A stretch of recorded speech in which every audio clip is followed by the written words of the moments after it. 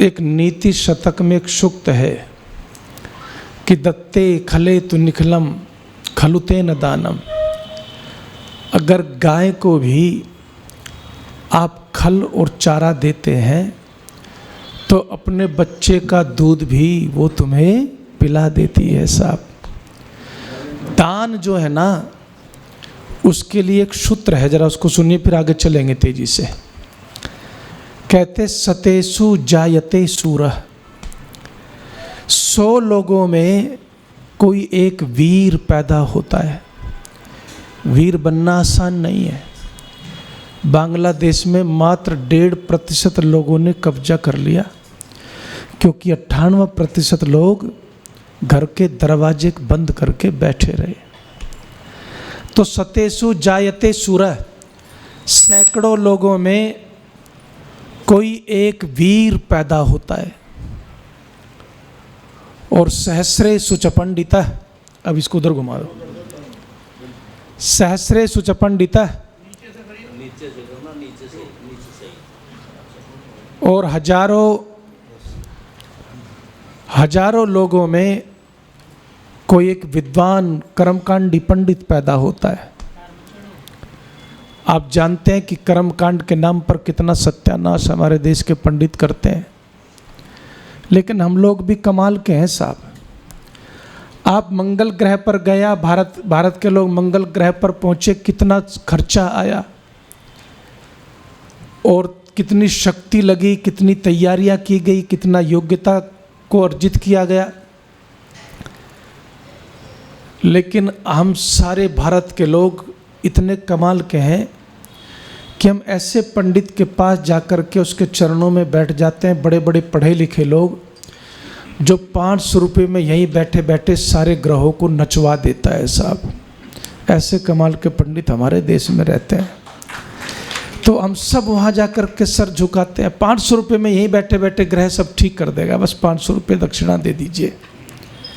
तो कहते हैं कि कोई पंडित ढंग का विद्वान भी जो है ना, आपको कर्मकांड करने वाला पुरोहित भी मिल जाए ना, तो आप भाग्यशाली हैं। मिलते कहाँ हैं? मिलते कहाँ हैं अच्छा संस्कार कराने वाले, समझने और समझाने वाले। और कहते हैं वक्ता शतसहस्रेषु, और हजारों लाखों लोगों में कोई एक ढंग का वक्ता पैदा होता। बोलते सभी हैं साहब, और कई लोग तो ऐसा बोलते हैं कि पूछिए ही मत। बोलते सब हैं, लेकिन ऋषि क्या कहता है कि लाखों में कोई एक ढंग का वक्ता पैदा होता है। और फिर जो बात कही आज मैं पवित्र आत्माओं को समर्पित करता हूँ। कहते हैं दाता जाये तवा नवा, दाता कितने लोगों में कोई एक पैदा होता है इसका अनुमान नहीं लगाया जा सकता। तो जो देता है साहब, वो बहुत बड़ी बात होती है। जीवन में देना सीखिए। यज्ञ हमें क्या सिखाता है? कई लोग ये कहते हैं कि भाई हम तो जो है एक काम करते हैं आचार्य जी कि 1 करोड़ रुपया इकट्ठा कर लें, फिर आपके गुरुकुल में 5 लाख रुपया देंगे। तो हमने कहा कि आज तक तो वो डेट आई न कभी आएगी। क्यों? क्योंकि योगेश्वर कृष्ण ने गीता में एक बात कही है कि जो ये कहता है ना कि इतने पैसे इकट्ठा कर लूँ तब दान दूंगा, कहते हैं वो कभी घटता ही नहीं, जीवन में कभी ऐसा होता ही नहीं। तो हमने पूछा क्यों नहीं होता? बोला कि जो कंजूसी वो उसको इकट्ठा करने में लगाता है ना, जो कंजूसी इकट्ठा करने में करता है वो परमानेंट उसके स्वभाव में बच जाती है, फिर किसी को कुछ नहीं देता वो। तो इसीलिए जितना है, जहाँ है, जैसे है, यज्ञ बस यही सिखाता है आपको।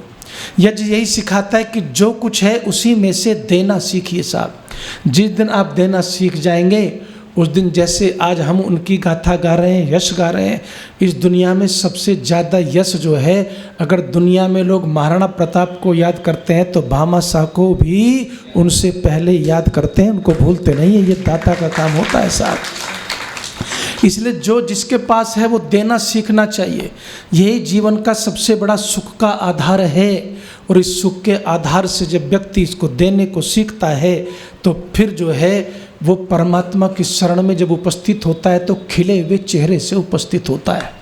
अब बात को समझना साहब, गहराई की तरफ चल पड़ा रथ आपका।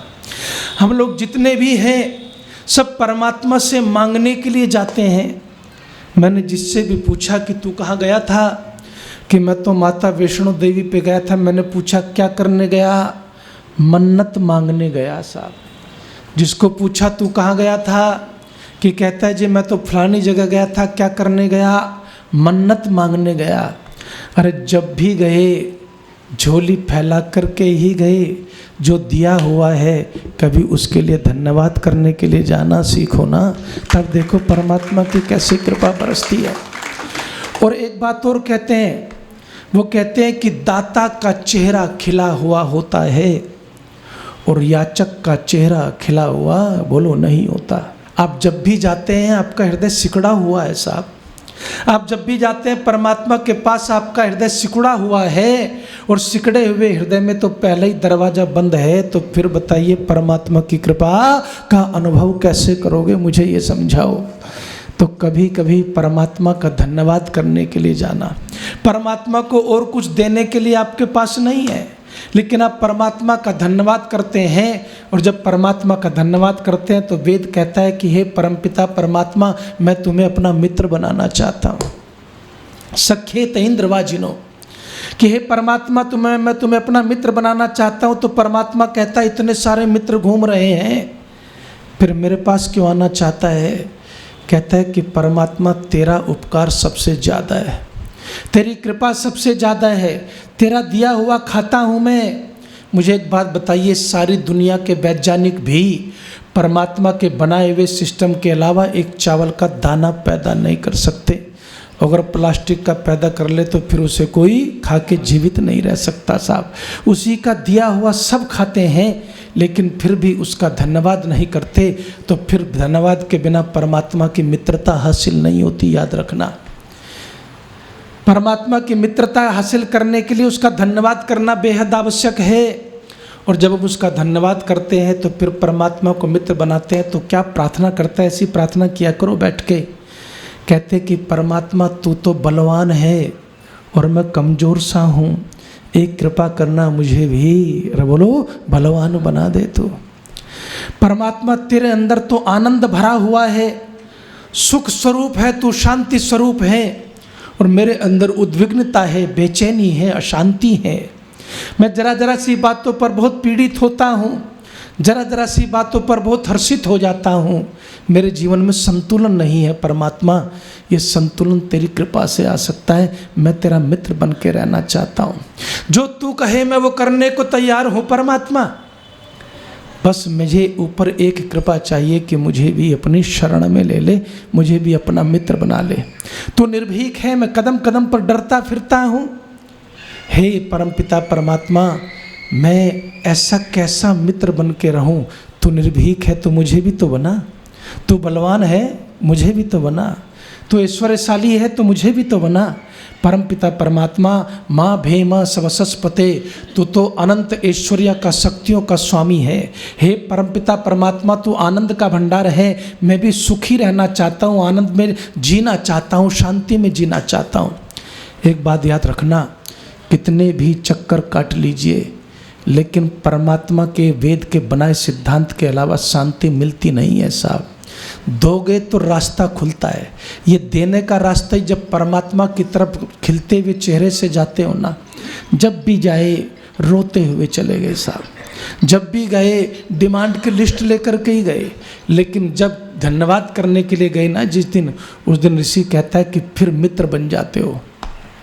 और फिर मित्र को मांगने की बोलो तो सही जरूरत ही नहीं पड़ती, क्योंकि परमात्मा जानता नहीं क्या, परमात्मा जानता है कि मेरे मित्र को क्या चाहिए और फिर सब उपलब्ध होता है। देखिए एक योगी थे दत्तात्रेय, ध्यान से सुन रहे हैं बात को समझिएगा। दत्तात्रेय एक गांव में चले गए घूमते हुए, ब्रह्मचारी थे, तेजस्वी एकदम योगी पुरुष। और जाकर के देखा कि प्यास लगी तो गांव और कुएं पर केवल एक लड़की युवती जो है वो पानी भर रही थी साहब। और युवती पानी भर रही थी तो कहा कि मुझे थोड़ी प्यास लगी है, अगर आप पानी पिलाने की कृपा कर दें तो बहुत अच्छा होगा। अब युवती ने पानी पिला दिया, हाथ किया, कुएं में से बाल्टी भरी पानी पिला दिया। अब पानी के बाद भूख का नंबर आ गया, सुबह से भटक रहे थे, कुछ पास में था नहीं खाने पीने को, और केवल जो है भिक्षावृत्ति से जीवन ब्रह्मचारियों का पहले चलता था। तो उस समय जाकर के दत्तात्रेय कहते हैं कि क्या कुछ भोजन की व्यवस्था भी हो सकती है। तो कहने लगे कि आइए, अभी एकदम से तो कुछ तैयार नहीं है, लेकिन माता पिता भी नहीं है, लेकिन आप आइए और आप बाहर घर के दरवाजे पर आइए, मैं कुछ अंदर आपके लिए तैयार करती हूँ। दत्तात्रेय बाहर पहुँचते हैं, सब बात को पकड़ना जी, गहरी बात की तरफ इस समय में ले गए आपको घुमाते घुमाते।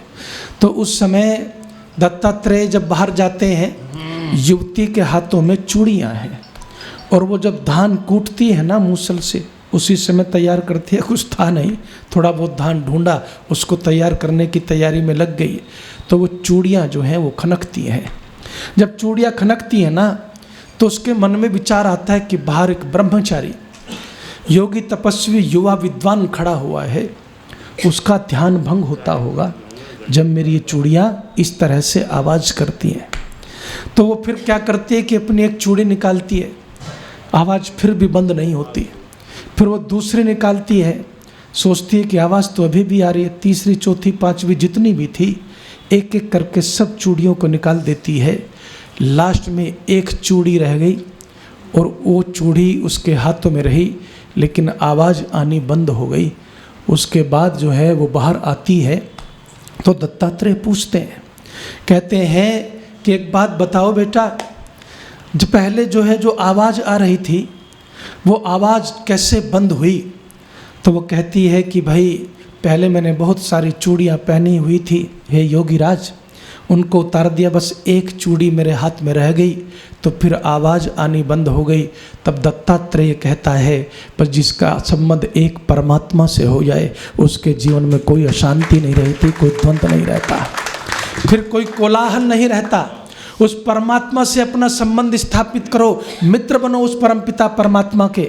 और जिस दिन आप परमात्मा से मित्रता स्थापित कर लेते हो ना, तो फिर कृष्ण जैसा व्यक्ति क्या कहता है, फिर आप विचलित कहाँ होते हो, फिर आप विचलित कहाँ होते हो, फिर कोई आपको अपमानित नहीं कर सकता, फिर आपकी शांति कोई छीन नहीं सकता, क्योंकि आपके साथ संबंध उसका है जहाँ से शाश्वत शांति, बोलो तो सही, आपके जीवन में, आपके मन में उतर रही है। तो वो एक परमपिता परमात्मा ही ऐसा मित्र है। उस परमात्मा को जब मित्र बनाएंगे, तो फिर अंदर जो कोलाहल चलता है, अंदर जो अशांति है आपके जीवन में, वो अशांति, वो तनाव, वो जो स्ट्रेस जो है, वो धीरे धीरे आपको छोड़ करके चला जाता है, और परम शांति के धाम परमात्मा की शरण में जा कर के आप भी बोलो शांति को उपलब्ध हो जाते हैं। आदमी क्या चाहता है? आदमी शांति चाहता है, और शांति से ही जीवन में सबसे ज़्यादा सुख चाहता है। तो कहता है कि परम पिता परमात्मा, मैं भी तुम्हारा मित्र बनना चाहता हूँ, मैं तो जो है जो तुमने दिया है उसमें संतुष्ट हूँ, बस मुझे कुछ और नहीं चाहिए, मुझे तो तुम्हारी बोलो मित्रता चाहिए। और जब परमात्मा की मित्रता मिलती है, तो फिर भय चला जाता है, फिर मान अपमान की बात चली जाती है, और आदमी किस शिखर पर पहुँच जाता है। आप इसको थोड़ा सा सोच करके देखिए। हम जरा जरा सी बातों पर जो है रिएक्शन में फंसते हैं, विचलित होते हैं, और एक दूसरे की क्रिया प्रतिक्रिया में सारा जीवन बीतता चला जाता है। लेकिन परमात्मा के सानिध्य से आदमी किस शिखर पर खड़ा होता है, विवेक के किस शिखर पर पहुंच जाता है, कैसे आत्म शांति को उपलब्ध होता है। ऋषिदानंद की घटना आप सबने सुनी होगी कि महर्षि दानंद जो है ना, पूना में प्रवचन कर रहे थे, और पूना में प्रवचन करते हुए अपमान की योजना बनाई गई। जो लोग आपको सीधे नहीं हरा पाते ना, वो षड्यंत्रों से हराने की कोशिश करते हैं। लेकिन याद रखना, जिसका मित्र परमपिता परमात्मा हो ना, उसके सामने बोलो सारे षड्यंत्र फैल हो जाते हैं साहब। इसलिए परमात्मा को मित्र बना करके चलना। ऋषिदानंद के खिलाफ योजना बनी, शास्त्रार्थ में तो इसको हरा नहीं सकते भाई, पता नहीं काल जीव है। ऋषिदानंद के सामने कहते हैं कि अच्छे अच्छे लोगों की बोलती बंद हो जाती थी। स्वामी श्रद्धानंद ने क्या लिखा कि प्रश्न लिख करके ले गए, वो पढ़ने मुश्किल हो गए, इतने तेजस्वी थे। 2-3 दिन लगे सारे प्रश्नों को पढ़ने में। इतना तेजस्वी चेहरा भी था, व्यक्तित्व था, और ऊपर से विद्या। तुरंत कई प्रश्नों का उत्तर देते थे। एक बार क्या हुआ कि शास्त्रार्थ करने के लिए कहीं बैठे थे, सुन लो आप लोग भी, हम लोग भी सुन लो। कई बार आसन पे भी बहुत मारामारी होती है, अरे यहाँ नहीं मिला, तख्त पे नहीं मिला, दाएं नहीं मिला, बाएं नहीं मिला, स्टेज पे नहीं बैठा, मंत्री जी ने मेरा नाम छोड़ दिया, जरा सुन लीजिए। तो महामंडलेश्वर था, उसके साथ अपार भीड़ थी। उस अपार भीड़ में महामंडलेश्वर जो है वो बैठा हुआ था और महामंडलेश्वर ने कहा, इस फकीर के साथ शास्त्रार्थ करूँगा मैं? इसके पास कुछ है? मेरे पास इतने भक्त हैं, मेरे पास इतने शिष्य हैं, मेरे पास इतनी संपदा है, इसके पास क्या है? इसके पास कुछ नहीं है। तो कहते हैं कि इसके पास कुछ नहीं है कि हाँ।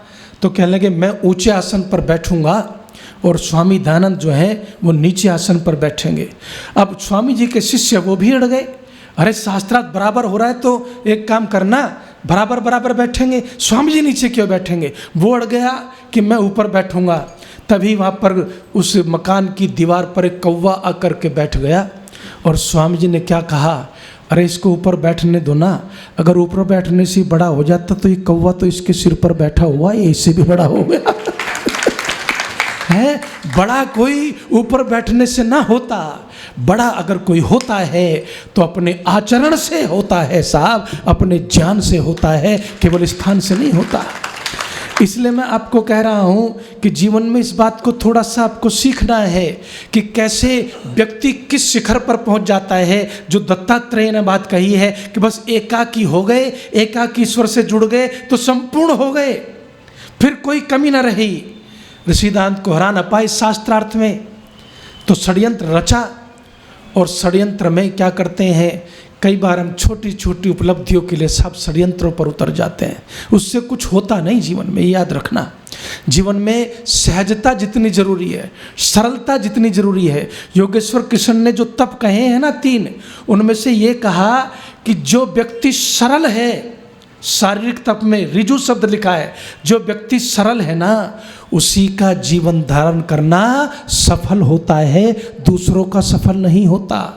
सरलता सहजता अपने आप में बहुत बड़ी उपलब्धि है जीवन की। तो ऋषि दयानंद के खिलाफ षड्यंत्र रचा गया। और षड्यंत्र क्या रचा कि बोले इसको आज ठिकाने लगाएंगे, इसकी अकल ठिकाने लगाएंगे।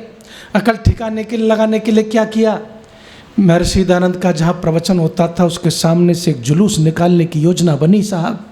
और उस जुलूस में एक सड़ियल गधे को कहीं से पकड़ करके लाया गया। उस गधे पर एक आदमी को कुछ पैसे दे करके और कपड़े पहना करके बैठाया गया और उसके आगे लिखा गया दयानंद, पीछे लिखा गया दयानंद। तो एक आदमी ने कहा अभी मज़ा नहीं आया। मज़ा कैसे आएगा? बोले काला पैंट लाओ, इसके मुंह पर कालिक पोतो। कालिक पोत दी साहब। उसके बाद दूसरे ने कहा अभी मज़ा नहीं आया। मज़ा कैसे आएगा? भीड़ जो है ना कभी कभी पागलपन में ज़्यादा मज़ा लेती है, उसके पास वो जान नहीं होता। तो उस समय कहने लगे अभी मज़ा नहीं आया। तो मज़ा कैसे आएगा? एक आदमी भग के जूतों की माला लेकर के आया, जूतों की माला ला करके उसको पहना दी। और जूतों की माला ला करके जब उसको पहना दी तो उसके बाद क्या होता है कि भाई फिर कहते हैं कि चलो अब जुलूस लेकर के चलते हैं। जूतों की माला पहनाई और गालियाँ गंदी गंदी देते हुए जुलूस जो है वहाँ पर पहुँच गया जहाँ पर महर्षि दयानंद सरस्वती बैठे प्रवचन करते थे, सत्संग चल रहा था। उनके सत्संग में क्षत्रिय लोग बहुत थे। उन्होंने अपनी लाठियाँ, पहले आप जानते हैं कि बुजुर्ग लाठी साथ में रखते थे। आप लड़ाई की बात करते हैं, आप संगठन की बात करते हैं। अभी एक परिवार ऐसा है कि उनको चोट लग गई। मैंने कहा, पूछा कि आपको चोट कैसे लग गई? तो कहने लगे कुत्ता घुस गया, उसको भगाने के चक्कर में पूरे घर में डंडा ही नहीं मिला, मैं दरवाजे से और टकरा गई डंडा ढूंढने में। अरे तुम्हारे घर में एक डंडा नहीं, बात करते हो तो वो से लड़ने की, कम से कम कुछ तो रख लिया करो, वक्त बेवक्त के लिए उसको भी संभाल करके रख लिया करो। तो इसलिए वो जो मैं आपको बात कह रहा था कि उनके पास लाठियाँ थीं और हाथ जो है लाठियों पर भिज गए। कहने लगे स्वामी जी बेशक संख्या में कम हैं हम, लेकिन खून हमारा कोई ठंडा नहीं है। हमारे गुरु का कोई अपमान कर दे ऐसा हम सहन नहीं कर सकते, आप इजाज़त दीजिए, ढेर कर देंगे इस भीड़ को यहीं पर। तो स्वामी जी कहने लगे अच्छा बहुत जोश में हो, कि हाँ सोच में है जी, कि आप एक बार कहो तो सही, अभी लाठियाँ बरसेंगी, सिर फोड़ेंगे, कुछ फोड़वाएंगे, लेकिन पीछे नहीं हटेंगे, ये आपको वचन देते हैं। अरे तब उस महान देवता दयानंद ने मुस्कुराते हुए एक सवाल पूछा अपने भक्तों से, ये होता है परमात्मा के सानिध्य से व्यक्ति कैसे देवत्व को उपलब्ध हो जाता है। हमें कोई जरा सी बात कह दे तो हम ये ठान लेते हैं कि इसको जब तक ठीक न करेंगे तब तक जिंदगी का और कोई मकसद न रहेगा। अरे छोड़िए इन बातों को, जो बात सीखनी चाहिए, रथ यात्रा जहाँ जानी चाहिए वहाँ लेकर के चलिए।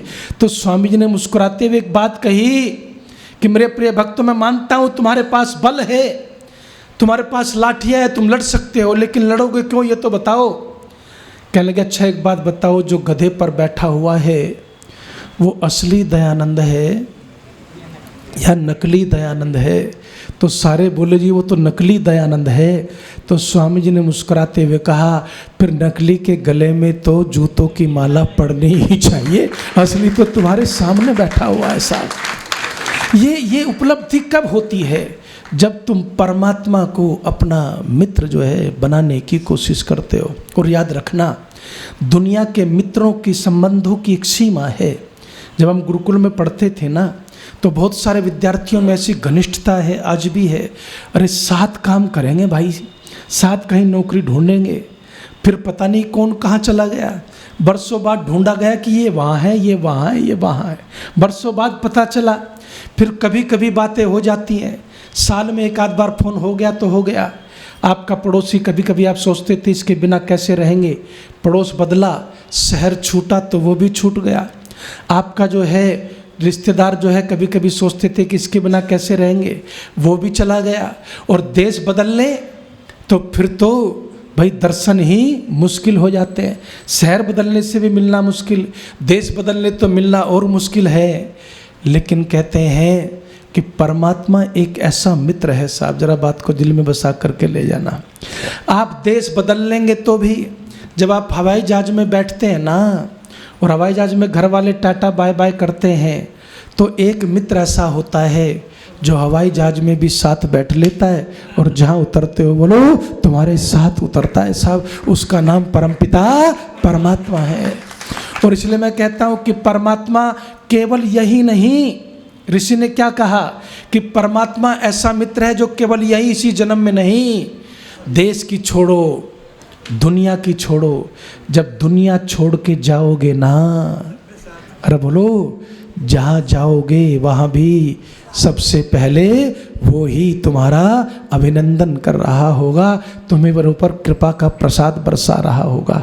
इसलिए जीवन में ये जो बात कही है कि हे परमपिता परमात्मा, मैं आपको जो है अपना मित्र बनाना चाहता हूँ। मेरे अंदर का कोलाहल मुझे शांति से जीने नहीं देता।